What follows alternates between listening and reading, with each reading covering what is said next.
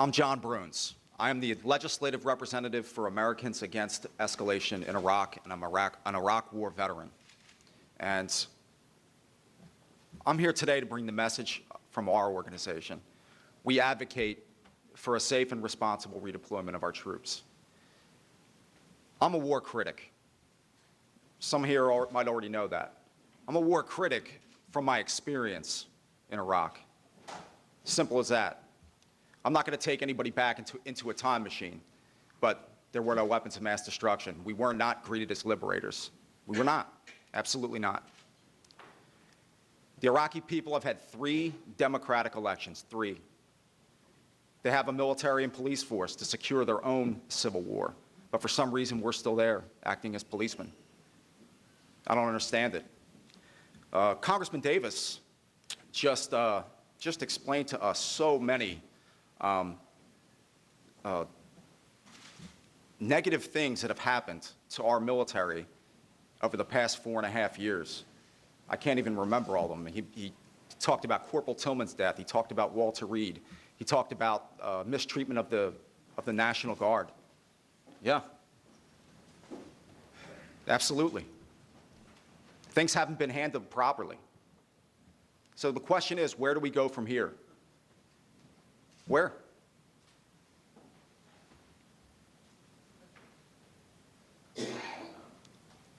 Keeping our troops in Iraq indefinitely, being attacked by an enemy that they cannot see, is not a plan. Last November, the American people spoke. They spoke loud and clear. They want to change. It's a fact. You can look at the polls.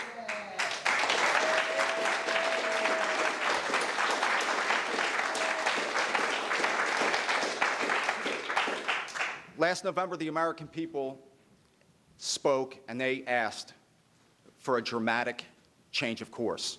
President Bush did not get that message. Absolutely not.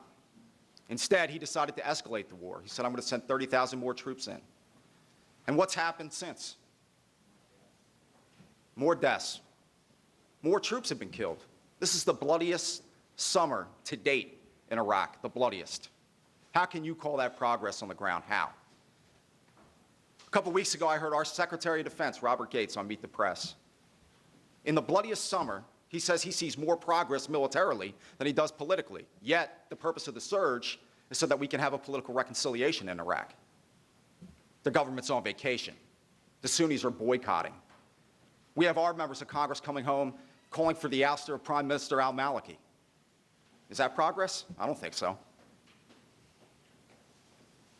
How much longer are we going to ask our troops to just remain in Iraq, walking the same streets, patrolling the same roads, being attacked by the same people? I remember when Secretary of Defense Gates spoke in front of the House and the Senate Armed Services Committee. And he said, wait, you know, it's not just a civil war. It's more complex than that, way more complex. You have Shia on Shia violence in the South, Sunni and Shia violence in Baghdad. You have al-Qaeda and an insurgency. That's a 4-front civil war in Iraq. A total humanitarian crisis. People are being killed every single day. Our troops are being killed every single day. It's done with so much continuity that it's like clockwork. I opened up the paper yesterday, 14 soldiers killed. 14. It's repetitious. It's almost like it's natural. Well, it ain't right. And there's nobody in this room, nobody, that does not support our troops.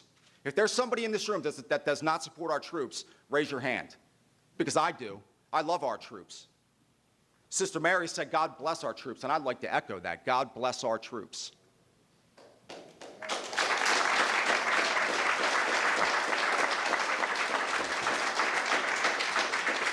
Because whether or not we agree with the war in Iraq, and I surely don't, and like I said, that comes from my firsthand experience over there on the ground. If we ever have to fight a legitimate threat, they are the ones that are going to put their necks on the line. They're the ones that are going to go out there and fight for us. Nobody has sole ownership rights to patriotism, not on either side of the aisle. But think about that. Think about our forces that are in Iraq right now. If we got hit again, and President Bush loves to say, oh, if we pull our troops out of Iraq, we'll have another 9/11. Al-Qaeda will follow us here, as if they're going to come over in paddle boats across the Atlantic Ocean. The people that are killing us in Iraq, a large majority of them are Iraqi people that President Bush claims that we're liberating.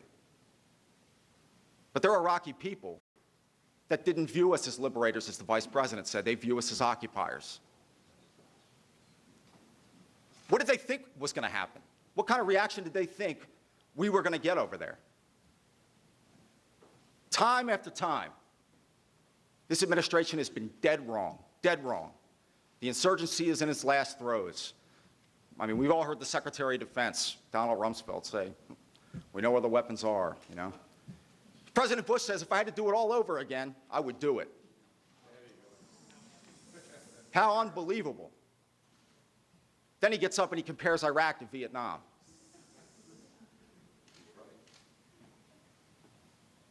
He compared Iraq to Vietnam. Well, in Vietnam, the president, he found a way out. And so did our vice president. And it just galls me that over 40 years later, these same two individuals find themselves in a position of power, and they create a brand new Vietnam of their own. It isn't right. It's not right for our country here at home. $500 billion spent. The back of our military is broken. Now, General Lute, Douglas Lute, the war czar, he did not say we are having a draft, but he said it's an option on the table and it's worth considering. So I ask you now, I ask you, if this war continues on the same path, and we have troops that are doing 3 to 4 tours, they'll be going back for their 5th tour.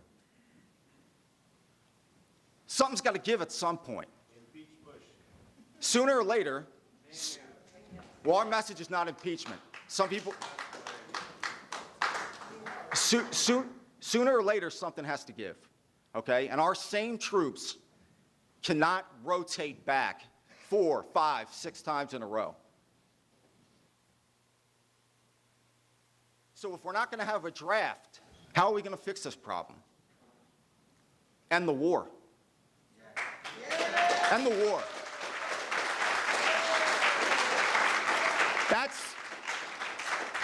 That's the message, and that's the agenda that I bring you today. And I want to thank you all very much for listening. You may disagree with me, and that's fine. But this is a democracy. This is what I joined the military twice for. I volunteered twice for military service because I love this country. And this is a democracy, as Congressman Davis said. And I look forward to hearing the dialogue.